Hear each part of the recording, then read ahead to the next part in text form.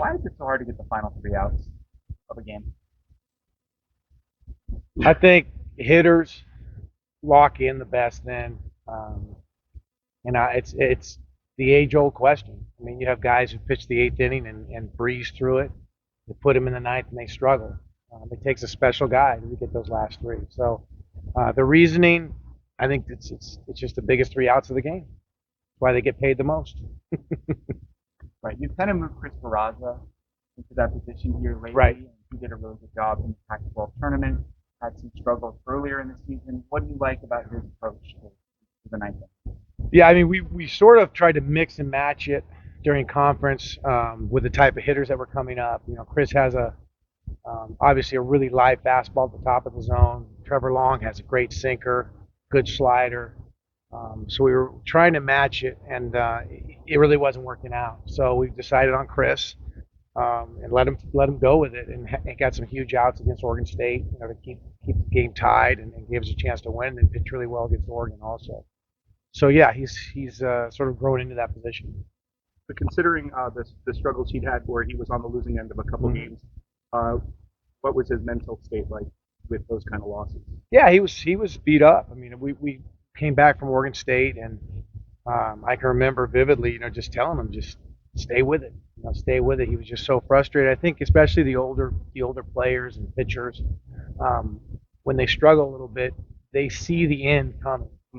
So I think there is a little bit of maybe some more mental anguish than a freshman who knows he's got 2 or 3 more years to get this thing right. So they want to win so badly. Sometimes it can be counterproductive. A lot of your guys here have struggled with the 0-2 pitch, or 1-2 pitch, Yeah. putting the hitter away. Right. What would you like to see from them in those situations that maybe they haven't done Yeah. consistently or often? Yeah, we've tried to stress to them, if they get, because obviously they get the pitch calls. If they get a slider or a changeup, just get it down in the dirt. We've had a hard time doing that, and I thought we did a better job on Saturday night of bouncing some balls and trusting the catchers to block them. But there's no doubt that has been an issue all year, that the 0-2, 1-2 hanger has really cost us.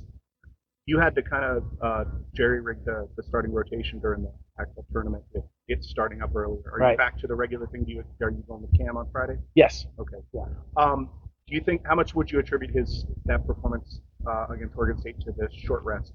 Oh, I think it was Yeah. huge. It was Okay. huge, and that's why it was tough to use Aiden on short rest. We were very careful with his arm and asked him between every inning, how he felt. Started to tighten up a little bit, so we got him out of there. But we even had Cam available, in that situation, which I did not want to use him. Yeah. So now he's rested. I think we'll see a better Cam Walton. The first 2-3 games of a regional feel more like a weekend in terms of being able to just have the Yeah. guys in order. Yeah, I think if you win, it is almost like a weekend. Okay. Play 3 games and get out of there. But as we saw last year in Miami, there's a situation where you might end up having to use a ton of guys. So we threw a bunch of people yesterday against hitters to try to get them some more live at bats, and everybody will be available. What do you like about what Walton brings to the table? He just there's a calmness to him. Obviously, there's some illusion to his pitches. He has the fastball with the ability to go down and up, gets swings and misses, but can throw all 3 pitches for strikes and allows our defense to play. We really trust our defense, as you guys know. The 2 outings where he struggled recently was kind of like 1 inning. It was almost like a run in basketball. Right. A bunch of consecutive hits. Yeah. Maybe with 2 outs, I think we're both. No doubt. 2 outs. How do you stop Yeah, that? 2 outs, nobody on. Yeah. Sometimes I'll send Dave out, or a couple times I've gone out to just try to, slow the game down a little bit for him. But just, sometimes it's just the hitters. They get on something, and you've seen our hitters do it. We've done the same thing where we get 2 outs, nobody on. Pretty soon, 2, 3, 4 hits, a walk, an error, and it's 4 or 5 runs. So yeah, we need to stop those things. This time a year ago, you were looking at forecasts and seeing all the rain that was going to be coming to deal with, and ended up playing a huge role. You guys already started looking at what it's going to be like there and the anticipation. Yeah, well, I mean, we look at weather every day, whether it's here and see how warm it is, what's the wind going to do. So we've been looking at it a little bit. I've been busy looking at all those teams. So And I saw a little bit of chances of rain, and it's going to be humid, and there's always a chance for pop-up stuff. So we are very, as we talked about when we went on the road in Pac-12 play, we're ready for weather. These older players have been through it. What's the outlook on that stadium? It looks like it's on the smaller side, especially compared to what you used to. Well, I mean, first of all, it's a beautiful place. I'm excited. Big crowds. They do a great job down there. Um, Coach Couch said he's been in the Southeastern Conference, and he said it's for that conference, it's very fair stadium. So we're looking forward to seeing it. What's Nick McClary mean to the team? Well, he's our glue. He's the coach on the field. He keeps everybody going. Obviously, defensive player of the year in the Pac-12, all Pac-12 performer. But he's a special guy. He's gonna someday. He won't admit this, but someday he's gonna be a great coach. He has a huge heart. He has a huge desire to win. He has a huge desire to play at the next level. So, hoping he will get a chance. I know he will, and make it to the big league. He's had 2 straight steals at home this season. It's something you don't see in baseball anymore. What goes into something like that? Well, first of all, you can't even start to talk about, hey, we're going to try to steal home against this team. We've looked at this pitcher, we think we can do it, unless you have guys who don't have any fear. So he has no fear, and that's part of stealing bases. We have guys that are a lot faster than Nick, but not too many that are as fearless as Nick. He's made himself a much better hitter this year. What's changed in that regard? Well, I think he works diligently. He and Guerin and Mac Bingham, they're in the cage nonstop on their own. And I would say Toby DeMello, Tyler Coolbar, player development coach, they go over film and they look at film and have made him and the rest of the guys have become really, really good hitters. You've kind of alluded to it a bit, but what did you learn about last year playing in the regionals that you've taken to this year? No, we just have to have a lot of pitching. You have to be available. Obviously, a perfect world, you win Friday, you win Saturday, you win Sunday, great. But it's never a perfect world. And then you throw in the chances of rain and rain delays. So everybody's got to be ready. We talked about it yesterday. Some guys haven't gotten the opportunities to pitch or get on the field. They may. I told them, you get into playoffs, it's never the stars, it seems like, that win the games for you. It's always somebody that nobody expects. So everybody has to be ready. I think you only used 8 pitchers during those 4 games. Right.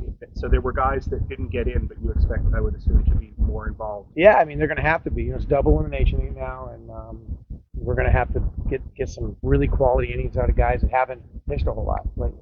How would you compare the depth in the bullpen to last year? We're probably a little deeper Yeah. than last year. We'd like to be deeper, but that's something we got to work on. The team gathers in this huddle, big circle. Yeah. Before the game. Is that something that's done recently? Yeah. All year? That's interesting, Michael. That we were at Stanford. We had a tough game on Saturday after a really emotional game Friday night, a loss. And then Saturday we just sort of laid an egg, and I got after them pretty good in the post game. And then Sunday, we always have our little meet. The coaches lead, they meet on their own. And I looked back, and all the pitchers went over, which wasn't what they usually did. So the whole group got together, and then, like you said, made the big huddle. And yeah, that's where it started. So that started on the Sunday at Stanford. That's players only. Players You only. don't know what they talk about? No idea. And I don't want to know either. TCU is top 10 in the country in steals. Yeah. When they have runners on first and second, is it up to you? Is it you or the pitcher catcher to call out? Well, it's if wherever they are, especially in the middle of the infield, it's the shortstop, second baseman. It's us as coaches. It's Dave, who's giving the signals to the pitcher on pickoffs and stuff like that. It's all of us. But when you play a team like this, the one thing I've learned is they're going to get their steals. They are elite runners, and the best way to not let them steal is not let them get on base. But that's not reality. They're going to get on, and one thing you can't let it do is bother you. You can't get personal about it. It's just part of their game. They still have to cross home plate. So we have to realize that, and don't change the way you pitch. Sometimes pitchers get nervous. They try to be quicker. They throw more fastballs. We'll stay with our game. How much does that put pressure on the defense when they're going up against a team like that? Yeah, I mean that's kind of what I was alluding to is if you let it, it puts a lot of pressure on you. it will affect how you play. I played against guys in professional baseball where you have a 4-game series. They will send everybody the first day, so the rest of the series you're freaked out and you don't know what to do, even though they get thrown out. But as a manager or head coach, you're ultra worried about their running game. So we just have to mentally be stronger than a couple steals here and there. All right, thank you, Coach. Thank you, guys.